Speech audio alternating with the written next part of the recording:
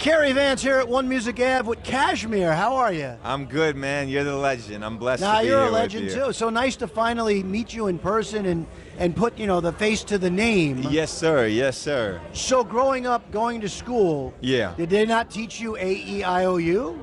I know. I was one of the last no vowel guys before it became uncool. You know, it's funny. I was just going to call myself Kashmir, just the regular way you spell it, K-S-H-M-I-R. And it was my manager who said, oh, it'd be a little cooler if you got the vowel. But I will say, God bless him, because now I can Google myself, and it's always me who pops up. If I want to see what the news is about Kashmir, it never gets confused, you know what I'm saying? Now, we were talking before camera, so I'm saving it for this. You mentioned you kind of got your start. We were talking about I was an old school DJ back in the day. Yes, sir. But your way into the clubs was carrying some record crates in for DJs? Yes, that's right, because when I wasn't old enough to go into the club, you got to be 21. And I was 18, 19 years old, and I had a friend who was a DJ, and he said, look, if you carry my crates and no one says anything to you, once you're in the club, go do your thing. And so that's what I would do, and I'd carry, you know what it's like, because you're a DJ, it'd be crates and crates of these things, it'd be crazy, yeah. Do you talk to any of those DJs anymore that are like, do they? His name is Beat Knox, the one I'm thinking of. He was a lovely guy in the Bay Area where I'm from, and I believe he is the one that did It's the Cataracts. Back when I was in the Cataracts, that was our tag, if you remember. You know what? I never really knew that. Somebody told me today that you were the Cataracts as well. Yes, sir. There's me and my partner David, and then Dev was like an honorary member of the Cataracts, you could say. We had our biggest songs together, yeah. No, look, that's great. I mean, they just did a reworking of one of your big records. Oh, yeah. I think G6 has come back. Bass Down Low has come back with some remix. We did a new song just for fun. We got in the studio and did a new song called Make Your Body Whistle that we put out. And that was, it was lovely to be back in with my friends, just old hometown friends making music. Yeah. That's great. Let's talk about your current single. Yes, sir. Diamond in the Rough? Yes, sir.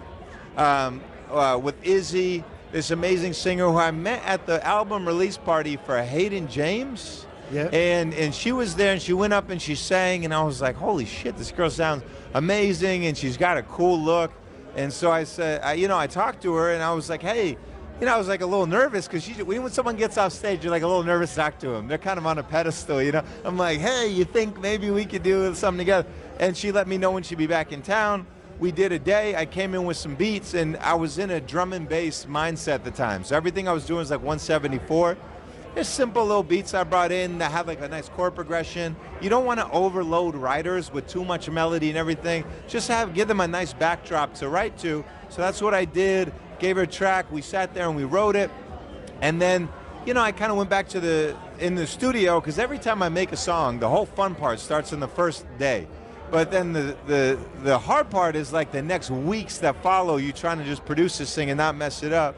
So I got some friends involved who are better at drum and bass. They helped me with the final production. And but at the end of the day, Izzy's so talented. I'm really blessed to have done the song with her. Anything else you're working on that you can talk about, or is it stuff that's too far in the future? I'll talk about anything. I mean, W&W, we made a song together that's going to be coming out soon. I got one with this kid, Rios. Rios is like the secret weapon, man. His shit bangs so hard, always works live, and he's like so hungry right now that we're just working on a lot of stuff together. I did a remix to a Gladiator song that he helped me revamp for the live show. That guy's killing it, and I don't know, I'm working on the new sounds of Kashmr. I make these sound packs, and Volume 5 is coming, and yeah, that's, it's a beautiful process. They're very widely used sound packs, and they opened me up to work with a lot of different instrument players from around the world to using the sound pack. Look at this guy just stepping right in front of the camera. Now, a lot of people, young people wanting to break into the music business would love to be where you are. Yeah. What's a piece of advice you would give to an up-and-coming producer or DJ? Yeah, I think that if I were to start again now, I'd have to relearn what's it like, what do you do on Instagram, what do you do on this, what do you do on that. It was a little bit different of a time for me because Spinnin' at the time was my label, and it was the gold rush of the dance era. So you put a song up and it would get hundreds of thousands of plays.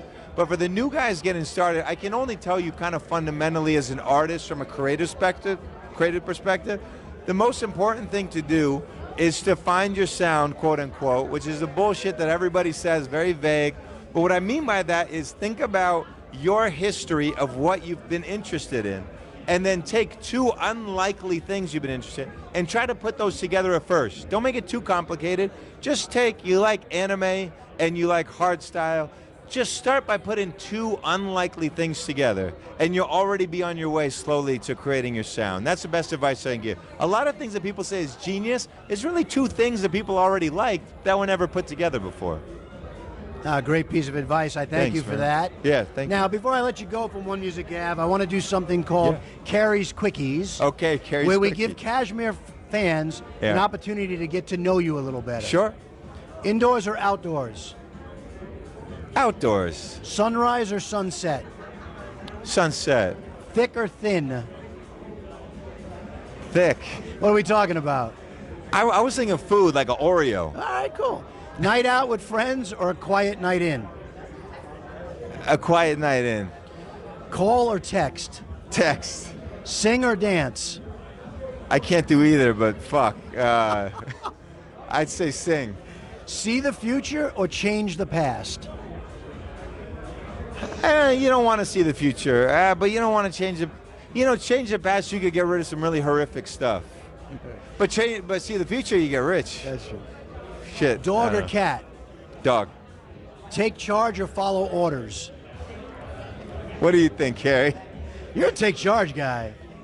Yeah, I want everyone to follow orders except for me. All right, I got charge, it. Boxers or briefs? I don't wear underwear. All right, that's yeah. There you go. Yeah, I don't wear underwear. Carpool karaoke with Harry Styles or Taylor Swift? Taylor Swift, I think, is the better songwriter. Yeah. What's the last song you, Kashmir, sang in the shower? Last song I sang in the shower. It's a great question. You know, I always sing Blackbird Singing in the Dead. I don't know why. Whenever I'm in the shower, I love singing that one. I love the Beatles. So. Cool. Well, Kashmir, thank you for spending a little bit of time with us on One Music Ave. Music Ave. You're the man. You're the man, brother.